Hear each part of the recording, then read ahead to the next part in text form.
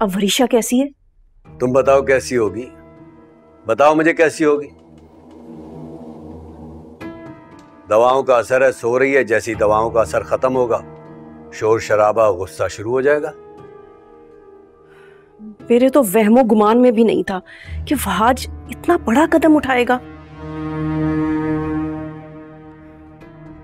एक ही झटके में सब कुछ हाथ से निकल गया। महक, जिंदगी में कभी भी मुझे तुमसे अक्लमंदी की बात की तवक्को नहीं रही। जब भी बात करोगी ना, बेवकूफी की बात करो। एक बात बताओ, हम वरीशा और वहाज की शादी किस लिए कर रहे थे? बताओ मुझे, किस लिए कर रहे थे? ताकि इस घर पर, पूरी दौलत पर वरीशा का राज हो, यानी हमारा राज हो। तो अब अपना जरा दिमाग इस्तेमाल करो और मुझे बताओ कि हम क्या कर सकते हैं। वहाज को तो मुख्तार ने घर से निकाल दिया है, मेहरुनिसा बेटे का शोक मना रही है। ऐसे मौके पर बीजान और मुख्तार वो वरीशा की फिक्र में जरूर पागल हो सकते हैं।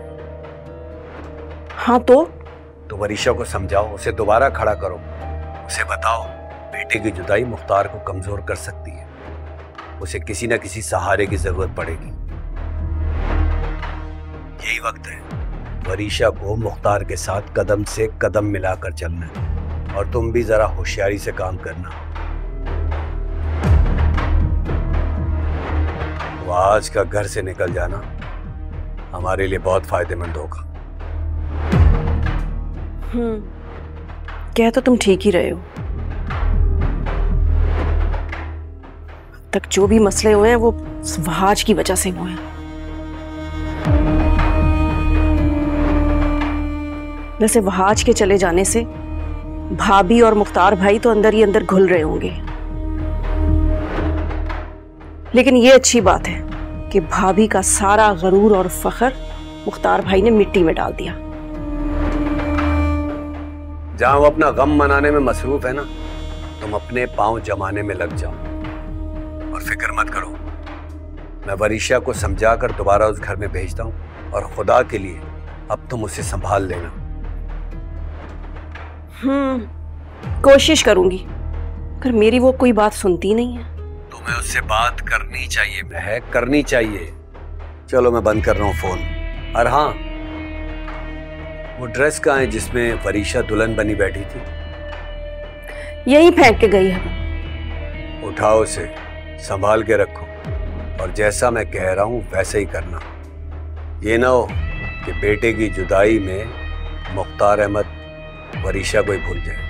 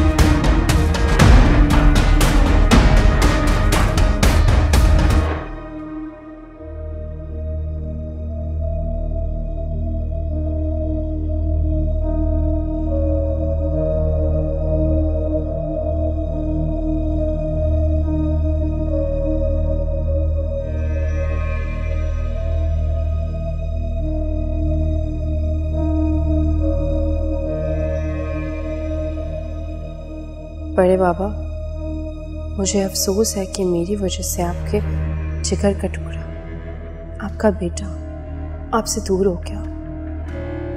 मैंने ऐसा कभी नहीं चाहा था बड़े बाबा, मगर आज जो भी कुछ हुआ है, कहीं ना कहीं मैं ही उसकी मुजरिम हूँ।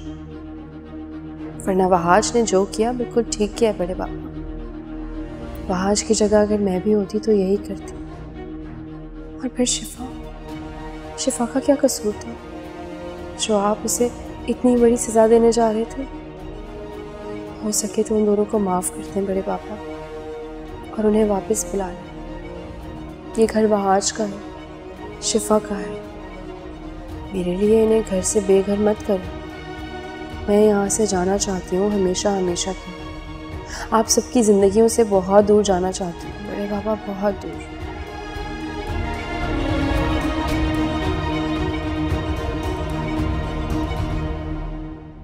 वरीशा, वरीशा! क्या हो गया मुख्तार? क्यों इस तरह वरीशा को पुकार रहे हो? वरीशा, मासूम का दिल देखिए, उसे हम सबकी कितनी फिक्र है, और एक हम हैं, उस मासूम को एक छत नहीं दे पाए। ये देखिए।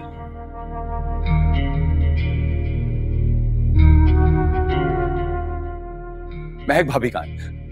वरीशा, वरीशा!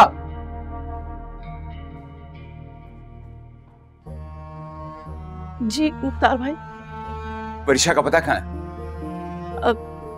नहीं, कुछ नहीं बता के गई,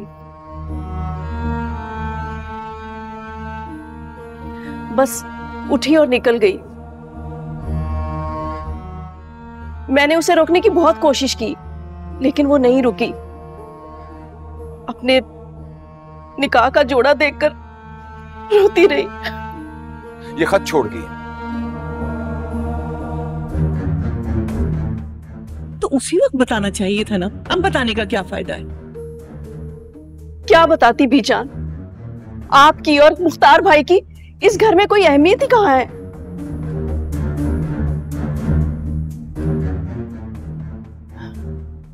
यहां तो सिर्फ वहाज और मेहरुनिसा भाभी का सिक्का चलता है। पता नहीं कहां और किस हाल में होगी मेरी बच्ची। आप नहीं जानते, मेरी बच्ची अंगारों पे लौट रही है। कहां गई होगी? कुछ अंदाजा है आपको? कोई दोस्त, किसी का फोन नंबर? मैं नहीं जानती मुख्तार भाई, पता नहीं कहां गई होगी मेरी बच्ची। मैंने उसे रोकने की बहुत कोशिश की, लेकिन उसकी जुबान पर एक ही अल्फाज थे कि मेरी वजह से सब दुखी हैं, मैं ही चली जाती हूँ। क्या करूं मैं? कहां ढूंढूं उसे? सारी जिंदगी मेरी बच्ची ने तकलीफ में गुजारी है। मैंने सोचा था कि आप लोगों के पास आकर मुझे कुछ सुकून मिलेगा, लेकिन अब आंसू बहाने का क्या फायदा है? सोचो जरा, कहां गई है वो जवान बच्ची? ऐसे कैसे?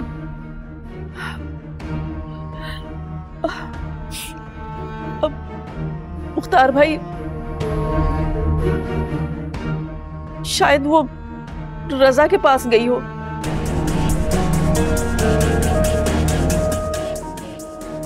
रजा के पास? मतलब?